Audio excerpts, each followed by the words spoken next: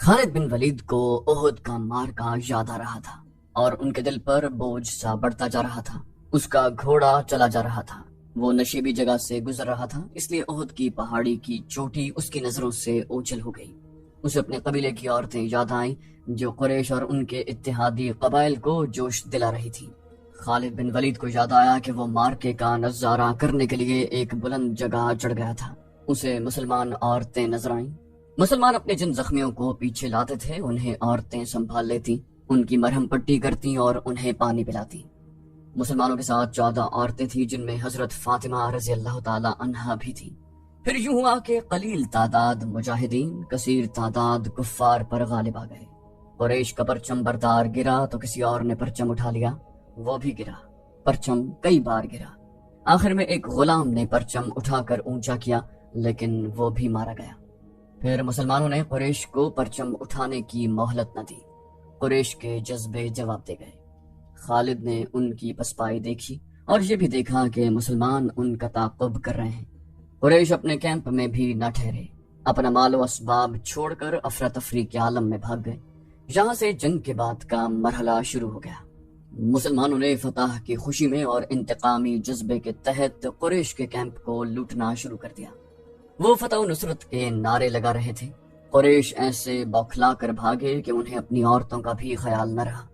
وہ پیدل بھاگی جا رہی تھی لیکن مسلمانوں نے ان کی طرف آنکھ اٹھا کر بھی نہ دیکھا۔ قریش کے گھڑ سواروں کے ایک دستے کا کمانڈر اکرمہ اور دوسرے کا خالد بن ولید تھا۔ انہوں نے مسلمانوں کے پہلوؤں پر حملہ کرنا تھا مگر جنگ کا پانسا بری طرح پلٹ گیا۔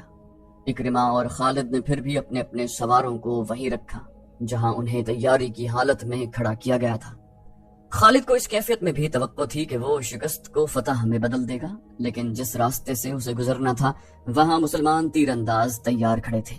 ان مسلمان تیر اندازوں نے اپنی بلند پوزیشن سے دیکھا کہ قریش بھاگ گئے ہیں اور ان کے ساتھ ہی مال غنیمت جمع کر رہے ہیں، تو وہ بھی اپنی جگہ چھوڑنے لگے۔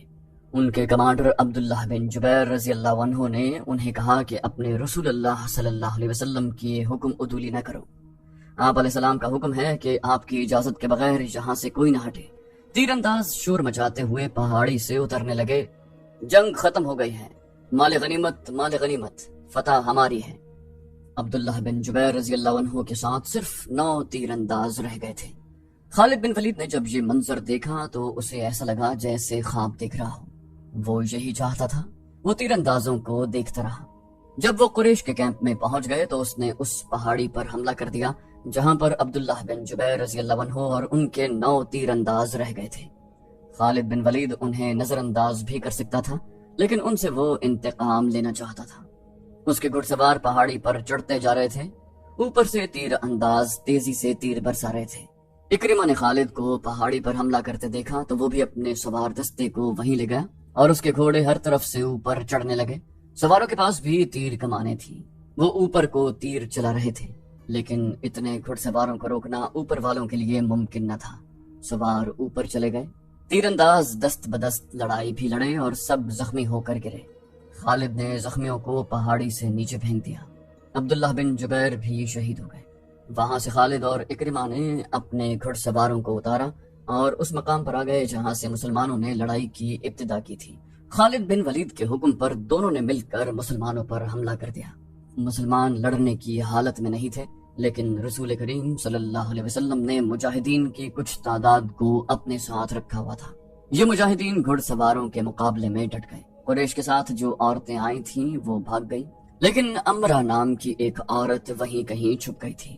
اس نے جب قریش کے گھڑ سواروں کو مسلمانوں پر حملہ کرتے دیکھا تو اسے قریش کا پرچم زمین پر پڑا نظر آ گیا۔ اس عورت نے پرچم اٹھا کر اوپر کر دیا۔ ابو سفیان نے اپنے بھاگتے ہوئے پیادوں پر قابو پا لیا تھا۔ اس نے ادھر دیکھا تو اسے پرچم لہراتا ہوا نظر آ گیا۔ اس نے حبل زندہ باد اور عزا زندہ باد کے نعرے لگائے اور پیادوں کو واپس لا کر مسلمانوں کو گھیرے میں لے لیا۔ خالد بن ولید کو وہ وقت یاد آ رہا تھا، وہ رسول کریم صلی اللہ علیہ وسلم کو ڈھونڈ رہا تھا اور آج 4 برس کے بعد وہ مدینے جا رہا تھا۔ اس کے ذہن پر رسول کریم صلی اللہ علیہ وسلم کا غلبہ تھا۔ احد کی پہاڑی افق سے ابھرتی آ رہی تھی اور خالد کا گھوڑا خرامہ خرامہ چلا جا رہا تھا۔ خالد بن ولید کی ذہنی کیفیت کچھ ایسی ہوتی جا رہی تھی جیسے اسے آگے جانے کی کوئی جلدی نہ ہو، اور کبھی وہ لگام کو یوں جھٹکا دیتا جیسے اسے بہت جلدی پہنچنا ہو، لیکن جس منزل کو وہ جا رہا تھا وہ منزل ابھی اس پر پوری طرح واضح نہیں ہوئی تھی۔ کبھی اسے یوں لگتا جیسے ایک مقناطیسی قوت ہے جو اسے آگے ہی آگے کھینچ رہی ہے، اور کبھی وہ محسوس کرتا جیسے اس کے اندر سے اٹھتی ہوئی ایک قوت اسے پیچھے دھکیل رہی۔ اسے ایک آواز سنائی دیتی، خالد، جو اس کے اندر سے اٹھتی تھی، لیکن اسے حقیقی سمجھ کر اس نے گھوڑے کی باگ کھینچی اور آگے پیچھے دیکھا۔ وہاں ریت کے سوا کچھ بھی نہ تھا، لیکن آواز آ رہی تھی، خالد، کیا یہ سچ ہے جو میں نے سنا ہے؟ خالد بن ولید نے اس آواز کو پہچان لیا۔ یہ اس کے ساتھ ہی اکرمہ کی آواز تھی۔ ایک ہی روز پہلے اسے اکرمہ کہہ رہا تھا، اگر تم یہ سوچ رہے ہو کہ محمد خدا کا بھیجا ہوا نبی ہے تو یہ خیال دل سے نکال دو۔ محمد ہمارے بہت سے رشتہ داروں کا قاتل ہے۔ اپنے قبیلے کو دیکھ لو جو سورج غروب ہونے سے پہلے محمد کو قتل کرنے کی قسم کھائے ہوئے ہیں، صلی اللہ علیہ وسلم۔ خالد نے لگام کو ہلکا سا جھٹکا دیا اور گھوڑا چل پڑا۔ اس کا ذہن پھر 4 برس پیچھے چلا گیا جب وہ احد کے مارکے میں رسول کریم صلی اللہ علیہ وسلم کو ڈھونڈ رہا تھا۔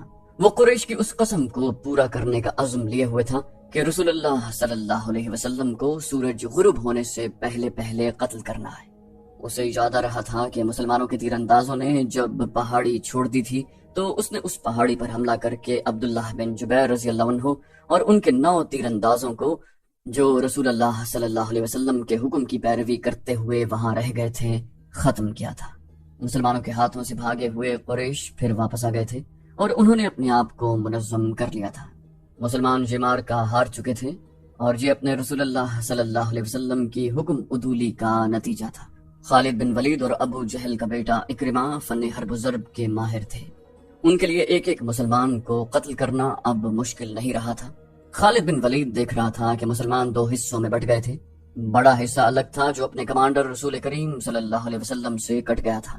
چند ایک تیر انداز رسول اللہ صلی اللہ علیہ وسلم کے ساتھ تھے۔ یہ وہ صحابہ کرام تھے جو قریش کے حملے کی وجہ سے افراتفری کا شکار نہیں ہوئے تھے۔ ان کی تعداد 30 تھی۔ ان میں ابو دجانہ، سعد بن ابی وقاص، حضرت علی، حضرت عبد الرحمن بن عوف، حضرت ابو بکر صدیق، حضرت ابو عبیدہ، طلحہ بن عبداللہ اور مصعب بن عمیر خاص طور پر قابل ذکر ہیں۔ ان 14 خواتین میں سے جو زخمیوں کی دیکھ بھال کے لیے آئی تھیں، 2 رسول اللہ صلی اللہ علیہ وسلم کے ساتھ تھیں۔ ایک عمارہ تھیں اور دوسری ایمن نام کی ایک حبشی خاتون تھی۔ ایمن آپ علیہ السلام کے بچپن میں آپ کی دائیا رہ چکی تھی۔ باقی 12 خواتین ابھی تک زخمیوں کو اٹھانے اور پیچھے لانے اور ان کی مرہم پٹی کرنے میں مصروف تھی۔ خالد بن ولید رسول کریم صلی اللہ علیہ وسلم کو ڈھونڈ رہا تھا، لیکن وہ میدان جنگ میں زیادہ گھوم پھر نہیں سکتا تھا کیونکہ اس کی کمان میں گھڑ سواروں کا ایک جیش تھا جسے اس نے پوری طرح اپنے نظم و نسق میں رکھا ہوا تھا۔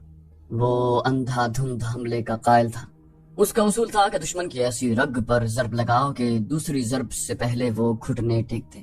آج 4 برس کے بعد جبکہ وہ تنہا صحرا میں جا رہا تھا، اس کے ذہن میں گھوڑے دوڑ رہے تھے، اسے تیر کمانوں کے زناٹے سنائی دے رہے تھے، اس کے ذہن میں مسلمانوں کے نعرے گونج رہے تھے۔ اس کا خیال تھا کہ مسلمان یہ ظاہر کرنے کے لیے نعرے لگا رہے ہیں کہ انہیں موت کا کوئی ڈر نہیں۔ طنز اور نفرت سے اب بھی اس کے ہونٹوں پر مسکراہٹ آ گئی۔ اس نے ارادہ کر لیا تھا کہ وہ زیادہ سے زیادہ مسلمانوں کو قتل کرے گا، قیدی کم ہی بنائے گا۔ اسے ابھی پتہ نہیں چل رہا تھا کہ رسول کریم صلی اللہ علیہ وسلم کہاں ہیں۔ اس نے دیکھا کہ ابو سفیان جو بھاگتے ہوئے قریش کو ساتھ لے کر واپس آ گیا تھا، مسلمانوں کی فوج کے بڑے حصے پر حملہ آور ہو چکا تھا اور مسلمان بے جگری سے لڑ رہے تھے۔ مسلمانوں نے اسے اپنی زندگی کا آخری مارکا سمجھ کر شجاعت اور بے خوفی کے ایسے مظاہرے کیے کہ کثیر تعداد قریش پریشان ہو گئی۔ یہ صورتحال دیکھ کر خالد بن ولید آگ بگولا ہو گیا۔ اس نے اپنے سواروں کو مسلمانوں پر ہلہ بولنے کا حکم دیا۔ اس نے تلوار نیام میں ڈال لی اور برچھی ہاتھ میں لے لی۔ اس نے مسلمانوں پر عقب سے حملہ کیا۔ اس نے برچھی سے مسلمانوں کو چن چن کر مارا۔ اس کی برچھی جب کسی مسلمان کے جسم میں داخل ہوتی تو وہ چلا کر کہتا، میں ہوں ابو سلیمان۔ ہر برچھی کے وار کے ساتھ اس کی للکار سنائی دیتی تھی کہ میں ہوں ابو سلیمان۔ آج 4 برس کے بعد جب وہ مسلمانوں کے مرکز مدینہ کی جانب جا رہا تھا تو اسے اپنی ہی للکار سنائی دے رہی تھی، میں ہوں ابو سلیمان۔ اسے یاد نہیں آ رہا تھا کہ اس کی برچھی کتنے مسلمانوں کے جسموں میں اتری تھی۔ وہ رسول اللہ صلی اللہ علیہ وسلم کو بھول گیا تھا۔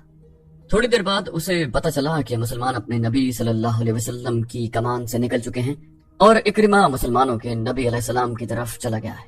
حقیقت بھی یہی تھی کہ رسول اللہ صلی اللہ علیہ وسلم کی کمان ختم ہو چکی تھی اور مارکے کی صورتحال ایسی ہو گئی تھی کہ آپ علیہ السلام مسلمانوں کو اثر نو منظم نہیں کر سکتے تھے، لیکن آپ علیہ السلام اپنی اور اپنے ساتھیوں کی جان بچانے کے لیے میدان جنگ سے نکلنا بھی نہ چاہتے تھے۔ حالانکہ صورتحال ایسی تھی کہ پسپائی کے علاوہ کوئی چارہ نہ تھا، لیکن آپ علیہ السلام کسی بہتر پوزیشن میں جانے کی کوشش کر رہے تھے۔ آپ علیہ السلام کو معلوم تھا کہ قریش آپ کو ڈھونڈ رہے ہوں گے اور آپ کے گروہ پر بڑا شدید حملہ ہوگا۔ آپ صلی اللہ علیہ وسلم ایک پہاڑی کی طرف بڑھنے لگے۔ آپ کے ساتھیوں نے آپ کو اپنے حلقے میں لے رکھا تھا۔ آپ علیہ السلام تھوڑی ہی دور گئے ہوں گے کہ اکرمہ نے اپنے گھڑ سواروں سے آپ علیہ السلام پر حملہ کر دیا۔ قریش کے ایک پیادہ جیش کو کسی طرح پتہ چل گیا کہ رسول کریم صلی اللہ علیہ وسلم پر اکرمہ نے حملہ کر دیا ہے، تو قریش کا یہ پیادہ جیش بھی آپ علیہ السلام کے گروہ پر ٹوٹ پڑا۔ آپ علیہ السلام کے اور آپ کے کسی ایک بھی ساتھی کے بچ نکلنے کا سوال ہی ختم ہو گیا تھا۔ آپ کے 30 ساتھیوں نے اور ان 2 خواتین نے جو آپ علیہ السلام کے ساتھ تھیں، آپ کے گرد گوشت پوست کی دیوار کھڑی کر دی۔ خالد بن ولید کو یاد آ رہا تھا کہ رسول اللہ جسمانی طاقت کے لحاظ سے بھی مشہور تھے۔ اس کا سب سے بڑا ثبوت یہ تھا کہ آپ علیہ السلام نے عرب کے مانے ہوئے پہلوان ریکانہ کو 3 بار اٹھا کر پٹخا تھا۔ اب میدان جنگ میں ان کی طاقت کے ایک اور مظاہرے کا وقت آ گیا تھا۔ گوشت پوست کی وہ دیوار جو آپ علیہ السلام کے فدائین نے آپ علیہ السلام کے ارد گرد کھڑی کر دی تھی، اسے آپ نے خود توڑا۔ آپ علیہ السلام کے ہاتھ میں کمان تھی، ترکش میں تیر بھی تھے۔ اس وقت خالد بن ولید مسلمانوں کے بڑے حصے میں الجھا ہوا تھا۔ اسے جب بعد میں بتایا گیا کہ رسول اللہ صلی اللہ علیہ وسلم اور ان کے 30 ساتھی اور 2 عورتیں قریش کے گھڑ سواروں اور پیادوں کے مقابلے میں جم گئے تھے، تو خالد نے بڑی مشکل سے یقین کیا۔ اس نے ایک بار پھر کہا تھا کہ یہ طاقت جسمانی نہیں ہو سکتی، یہ کوئی اور ہی طاقت ہے۔ اس وقت سے ایک سوال اسے پریشان کر رہا تھا کہ کیا عقیدہ طاقت بن سکتا ہے؟ وہ اپنے قبیلے میں کسی سے اس سوال کا جواب نہیں لے سکتا تھا، کیونکہ فوراً یہ الزام عائد ہو سکتا تھا کہ اس پر بھی محمد صلی اللہ علیہ وسلم کا جادو اثر کر گیا ہے۔ آج وہ یہی سوال اپنے ذہن میں لیے مدینہ کی طرف جا رہا تھا۔ احد کی پہاڑی افق سے اوپر اٹھائی تھی۔ 4 برس پرانی یادیں اسے پھر اس پہاڑی کے دامن میں لے گئیں جہاں اسے اپنا ہی نام سنائی دے رہا تھا، ابو سلیمان، ابو سلیمان۔ وہ اپنے تصور میں دیکھنے لگا کہ ان 30 آدمیوں اور 2 عورتوں نے اتنے سارے گھڑ سواروں اور پیادوں کا مقابلہ کس طرح کیا ہوگا۔ رسول کریم صلی اللہ علیہ وسلم اپنے دست مبارک سے تیر برسا رہے تھے۔ آپ علیہ السلام کے ساتھی بڑھ چڑھ کر آپ کو اپنے حلقے میں لے لیتے۔ ایک مورخ مغازی کی تحریر کے مطابق آپ علیہ السلام اپنے گرد حلقے کو بار بار توڑتے اور جدھر سے دشمن ان کی طرف بڑھتا اس طرف تیر چلاتے۔ آپ علیہ السلام کی جسمانی طاقت عام انسان کے مقابلے میں کہیں زیادہ تھی۔ آپ علیہ السلام کمان کو اس قدر زور سے کھینچتے تھے کہ آپ علیہ السلام کا چھوڑا ہوا تیر جس جسم میں لگتا تھا، تیر کی نوک اس جسم کے دوسری طرف نکل جاتی۔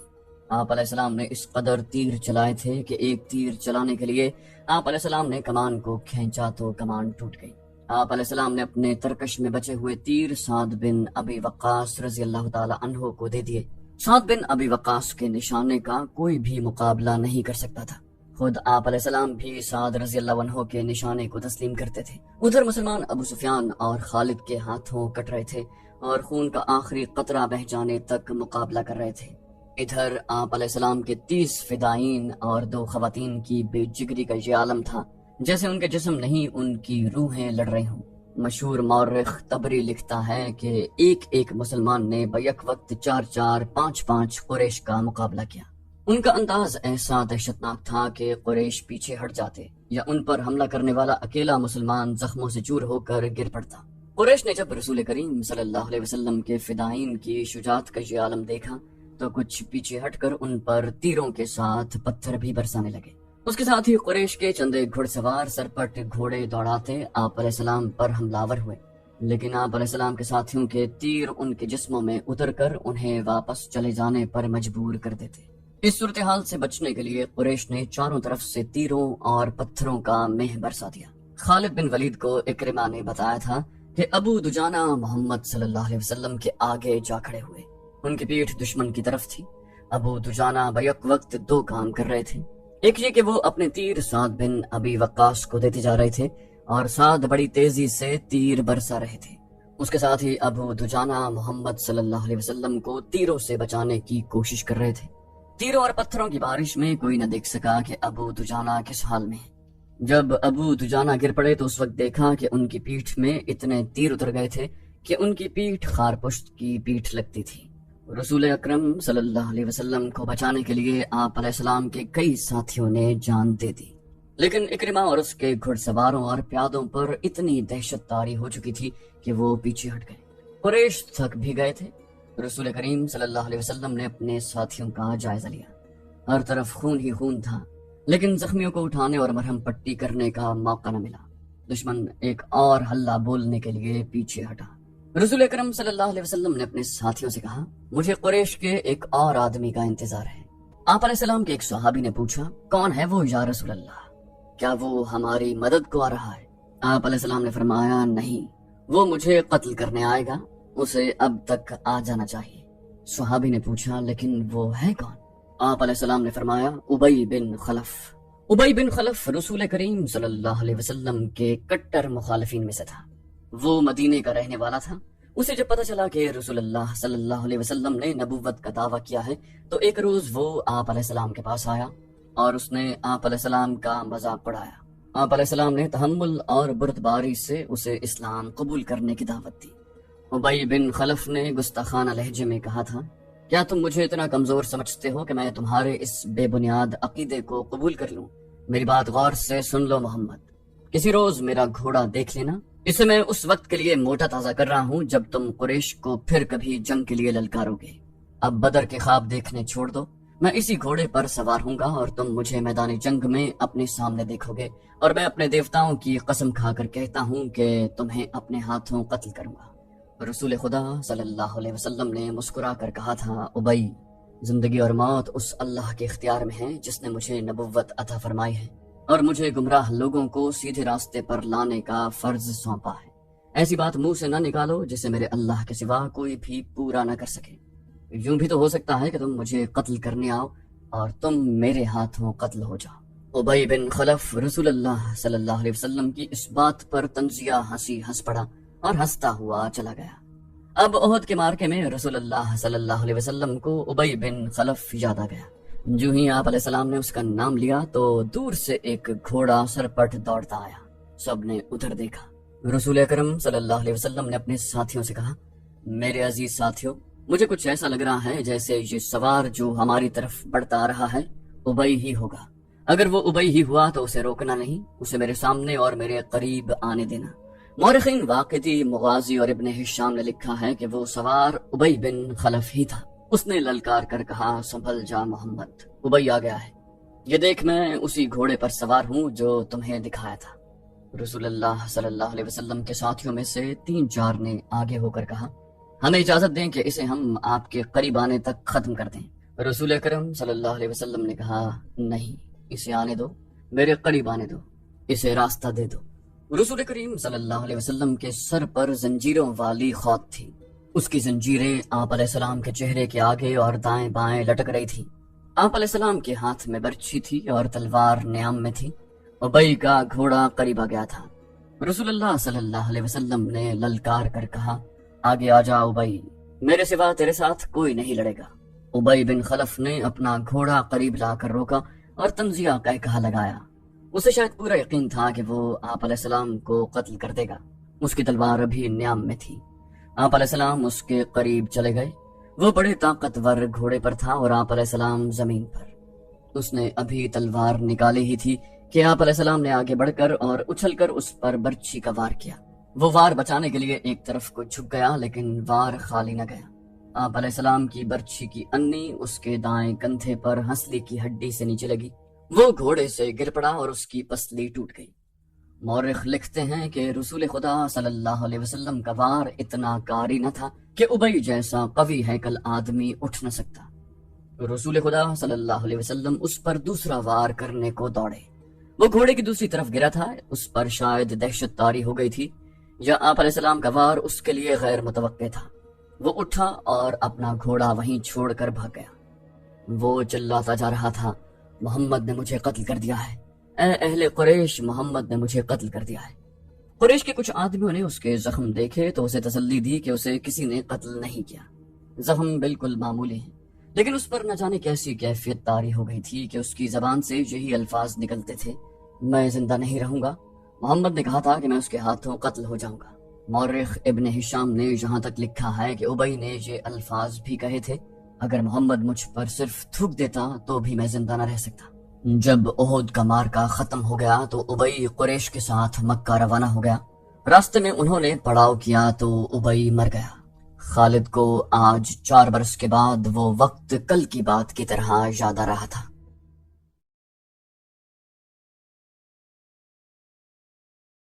تو دوستو یہ تھی ہماری آج کی ایپیسوڈ۔ امید کرتے ہیں آپ کو ہماری ایپیسوڈ پسند آئی ہوگی۔